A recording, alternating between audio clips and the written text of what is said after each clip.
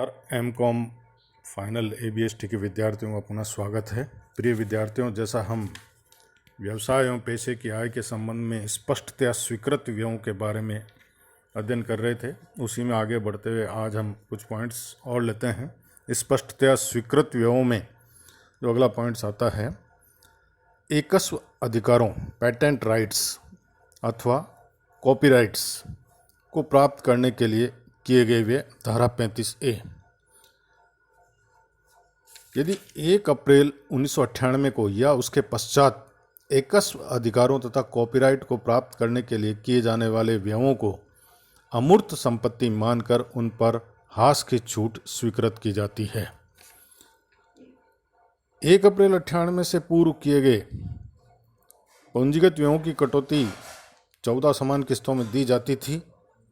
और ऐसे अधिकारों को प्राप्त करने के लिए निर्धारित अंतिम तिथि 31 मार्च 98 से 14 वर्ष की अवधि, चूंकि कर निर्धारण वर्ष 13-14 से पहले ही समाप्त हो चुकी है, अतः कर निर्धारण वर्ष 13-14 या इसके बाद किसी कर निर्धारण वर्ष में इस धारा के तहत कटौती स्वीकृत नहीं की जाती है। यानी 1 अप्रैल 98 के बाद अगर पेटेंट कॉपीराइट को प्राप्त करने के लिए किए जाने वाले व्यय को अमूर्त संपत्ति मानकर उन पर हास की छूट स्वीकृत की जाती है। यदि ऐसे अधिकारों का हस्तांतरण चालू गत वर्ष में किया जाता है तो विक्रय मूल्य और मूल लागत या उससे कम हो तो ऐसे विक्रय मूल्य को व्यापार और पेशे से आय शीर्षक के अंतर्गत कर योग्य किया जाता है। यदि विक्रय मूल्य मूल लागत से अधिक है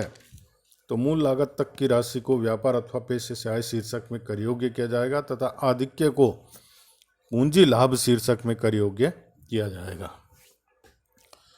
अगला पॉइंट्स जो है कि दूर संचार सेवाओं के लिए स्पेक्ट्रम के उपयोग का अधिकार प्राप्त करने के व्यय धारा 35A-BA। ये धारा 2016 वित्त अधिनियम के द्वारा जो है जोड़ी गई। इस धारा के अनुसार यदि कोई करदाता दूर संचार सेवाओं के लिए स्पेक्ट्रम के उपयोग का अधिकार प्राप्त करने हेतु पूंजीगत व्यय करता है तो ऐसा पूंजीगत व्यय उसके भुगतान के गत वर्ष को सम्मिलित करते हुए स्पेक्ट्रम के उपयोग के वर्षों की अवधि में समान रूप से कटौती योग्य होगा। जितने समय के लिए स्पेक्ट्रम का उपयोग करता है उतने समय में इस व्यय को समान अवधि में बांट करके कटौती योग्य होगा। यदि व्यापार प्रारंभ होने से पहले वाले वर्ष के पूर्व के किसी वर्ष में स्पेक्ट्रम फीस का भुगतान किया जाता है तो ऐसी फीस की कटौती व्यापार प्रारंभ होने वाले गत वर्ष से ही दे दी जाएगी। अगला जो पॉइंट है अपने यहाँ पे कि दूर संचार सेवाओं के संचालन का लाइसेंस प्राप्त करने के लिए यदि कोई करदाता दूर संचार सेवाओं का संचालन का लाइसेंस प्राप्त करने के लिए पूंजीगत व्यय करता है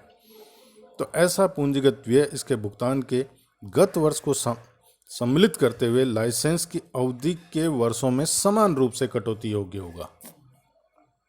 और यदि व्यापार प्रारंभ होने वाले वर्ष के पूर्व किसी वर्ष में लाइसेंस फीस का भुगतान किया जाता है तो ऐसी फीस भी व्यापार प्रारंभ होने वाले वर्ष में ही कटौती योग्य होगी। यदि किसी वर्ष लाइसेंस को हस्तांतरित दिया जाता है तो हस्तांतरण से प्राप्त होने वाली पूंजीगत राशि लाइसेंस प्राप्ति के व्यय की स्वीकृत होने से बची हुई किस्तों की राशियों के योग से कम होती है तो इस कमी की राशि को लाइसेंस हस्तांतरण किए जाने वाले गत वर्ष में स्वीकृत कर दिया जाता है। यदि हस्तांतरण से प्राप्त होने वाली पूंजीगत राशि लाइसेंस प्राप्ति के व्यय की स्वीकृत होने से बची हुई किस्तों की राशियों के योग से अधिक है तो ऐसा अधिक उस गत वर्ष में व्यापार और पेशे की आय शीर्षक में कर योग्य होगा जिस गत वर्ष में लाइसेंस का हस्तांतरण किया जाता है। यदि लाइसेंस हस्तांतरण के वर्ष में व्यापार अस्तित्व में नहीं रहे तो इस उप वाक्यांश की व्यवस्थाएं ये मानते हुए लागू की जाएगी कि व्यापार अस्तित्व में है। यदि संपूर्ण लाइसेंस या उसका कोई भाग हस्तांतरित कर दिया जाता है तथा हस्तांतरण से प्राप्त होने वाली पूंजीगत राशि लाइसेंस प्राप्ति के व्यय की स्वीकृत होने से बची हुई किस्तों की राशियों से कम नहीं है तो उस गत वर्ष में अथवा अगले गत वर्षों में इस धारा के तहत कोई कटौती नहीं दी जाएगी। यदि किसी गत वर्ष में लाइसेंस के किसी भाग को हस्तांतरित किया जाता है तथा हस्तांतरण से प्राप्त होने वाली पूंजीगत राशि शेष किस्तों की राशियों के योग से अधिक नहीं है तो प्राप्त राशि को शेष किस्तों के योग की राशि में से घटा दिया जाएगा तथा शेष राशि की कटौती इस वर्ष को सम्मिलित करते हुए शेष अवधि में समान रूप से दी जाएगी। छठा पॉइंट है कि यदि एकीकरण की किसी योजना के तहत एकीकृत होने वाली कंपनी, एकीकरण करने वाली भारतीय कंपनी कोई लाइसेंस बेचती है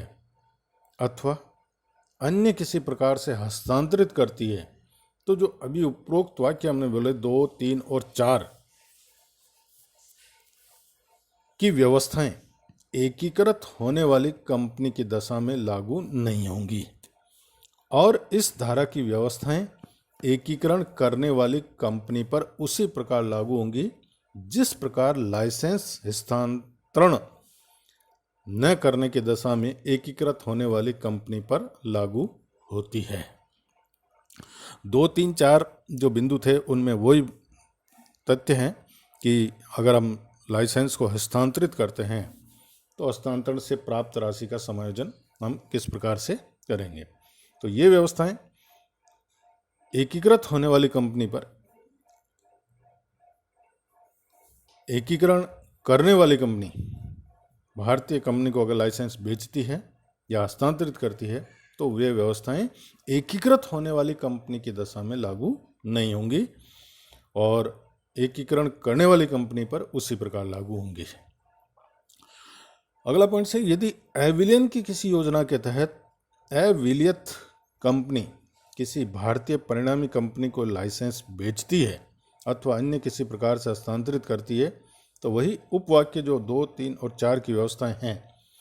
अविलियत कंपनी की दशा में लागू नहीं होंगी तथा इस धारा की व्यवस्थाएं परिणामी कंपनी पर उसी प्रकार लागू होगी जिस प्रकार लाइसेंस हस्तांतरण न करने की दशा में अविलियत कंपनी पर लागू होती है। यदि 8वां पॉइंट है कि यदि किसी व्यय के संबंध में इस धारा के तहत कटौती स्वीकृत कर दी जाती है तो उस व्यय के संबंध में उसी वर्ष अथवा अन्य किसी वर्ष में धारा 32(1) के तहत हास छूट स्वीकृत नहीं की जाएगी, यानी डेप्रिसिएशन की छूट स्वीकृत नहीं की जाएगी। ये जो पॉइंट्स है, ये पॉइंट्स दूरसंचार सेवाओं के लिए जो स्पेक्ट्रम के उपयोग का अधिकार प्राप्त करने के व्यय है उन पर भी यही बिंदु जो है लागू होता है कि अगर उन्हें कटौती स्वीकृत कर दी जाती है, व्यय की कटौती अगर स्वीकृत कर दी जाती है तो उस वर्ष हास की कटौती स्वीकृत नहीं की जाएगी, यानी दोनों में से एक जही की ही कटौती मिलेगी। तो ये जो 3 पॉइंट्स अपन ने देखे हैं, एकस्व अधिकार, पेटेंट राइट्स और कॉपीराइट्स को प्राप्त करने के व्यय, दूरसंचार सेवाओं के लिए स्पेक्ट्रम के उपयोग का अधिकार प्राप्त करने के व्यय और दूरसंचार सेवाओं के संचालन का लाइसेंस प्राप्त करने के व्यय